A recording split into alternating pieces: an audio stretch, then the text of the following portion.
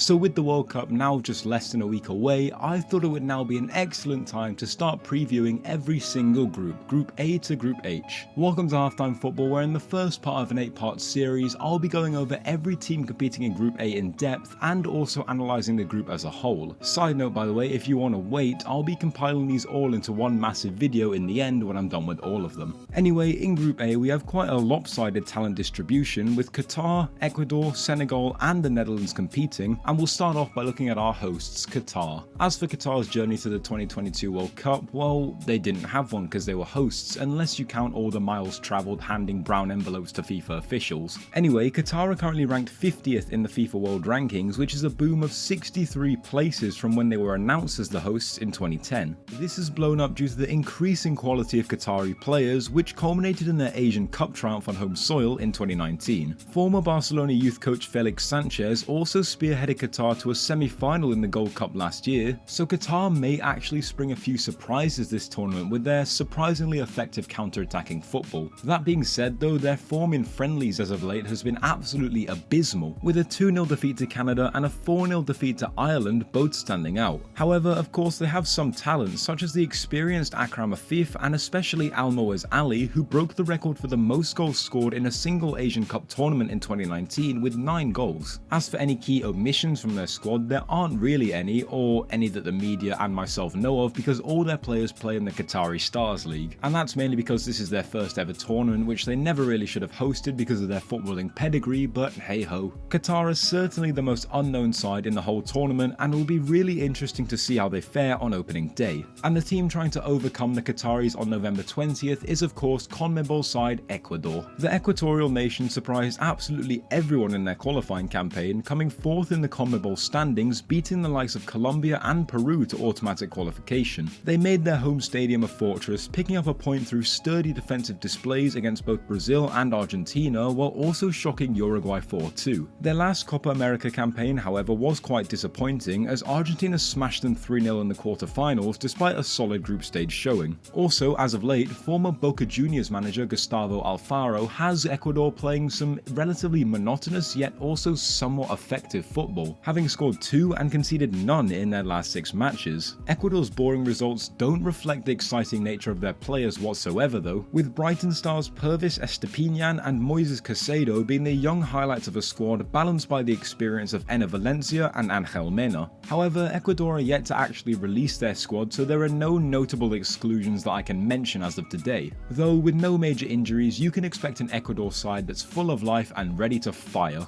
As for Ecuador's previous World Cup tournament, they narrowly crashed out at the group stage in Brazil despite picking up 4 points in a tricky group with France and Switzerland. However, fans of El Tri have many reasons to be excited about the tournament in Qatar. It just all depends on whether they can get out of this spell on playing football that isn't so pleasing on the eye. Now we move on to African champion Senegal, who come into Qatar with plenty of optimism. The Senegalese expectedly romped through their qualification group, winning 5 and drawing 1, which led them to a tricky final qualifying playoff against Mo Salah and Egypt, which they narrowly won on penalties to send them to Qatar. This wasn't an isolated incident of course, as just 2 months earlier Senegal beat the Egyptians in the African Cup of Nations final to see themselves crowned the kings of African football. Admittedly though, Senegal did look pretty poor in the previous international break, drawing with Iran and just barely beating Bolivia, but long-serving coach Aliou Cisse should be able to coach the complacency out of his side in Qatar. The major reason for that is the fact that Senegal's range of talent is absolutely insane. They boast a solid defensive setup including Chelsea duo Edouard Mendy and Kalidou Koulibaly, a midfield with the experience of Idrissa Gueye, and a forward line boasting the eager talents of Boulaye Dia and Ismail Assar. There is also of course Sadio Mane, however he's now a major doubt for the group stage after suffering a fibular injury during a game with Bayern, though he has been included in the squad anyway. As for their last World Cup campaign, which was in 2018, Senegal were eliminated in absolutely bizarre fashion. They ended up boarding the plane home because they received more yellow cards than Japan in the group stage because other metrics like goals scored and conceded couldn't separate the two teams. With more experience under their belts and of course winning AFCON earlier this year though, Senegal could really be the dark horses for the tournament. Finally, in Group A we have a very interesting Netherlands side who are looking to prove themselves following a lot of blunders in recent years. The Dutch only just about qualified ahead of Turkey in their campaign, having not been overly tested, though their Nations League run this year creates so much more optimism in their camp. They beat former FIFA ranking leaders Belgium twice, including a 4-1 victory away from home, and drew just one game as they qualified for the finals with absolute ease. Whether you can put that down to other countries just not caring about the Nations League is another thing, but at face value, right now the Dutch are red hot despite a shocking showing at Euro 2020. As for star players, we have Virgil van Dijk playing at his first ever World Cup where he'll be captaining his side, while very fresh talent like Matthijs de Ligt, Frenkie de Jong, Cody Gakpo and Xavi Simons will all be looking to show themselves off on the biggest stage. Manager Louis van Gaal, however, has left out some players who would have been really solid inclusions, such as Donny van de Beek, Sven Botman and Jasper Cillessen, which all could be very haunting decisions. The Dutch will be looking to go one further than their 2014 and 2010 campaigns, finishing 2nd and 3rd respectively in those, as well as banishing the demons of their failed qualifying campaign for the 2018 tournament. It also does seem like the Dutch have finally got a new wave of golden talents following on from their teams in 2010 and 2014, and they could well go all the way in Qatar. Now as for my personal prediction, I have Senegal going through the group top, while the Dutch will finish in 2nd. Ecuador will come 3rd, and hosts Qatar will round off a sorry group stage campaign rock bottom. Now I know having Senegal ahead of the Dutch is somewhat controversial, but I see them riding seriously high following their AFCON triumph. I see them sealing a draw against the Dutch, while the Orange themselves will probably slip to a draw against Ecuador. So in short, Senegal on 7 points, the Netherlands on 5, Ecuador on 4, and Qatar going 0 for 3. Anyway, that's it for my Group A preview of the 2022 World Cup. If you did enjoy, please be sure to like and subscribe. Let me know your predictions and who you think will star in Group A down below in the comments, and I'll see you next time.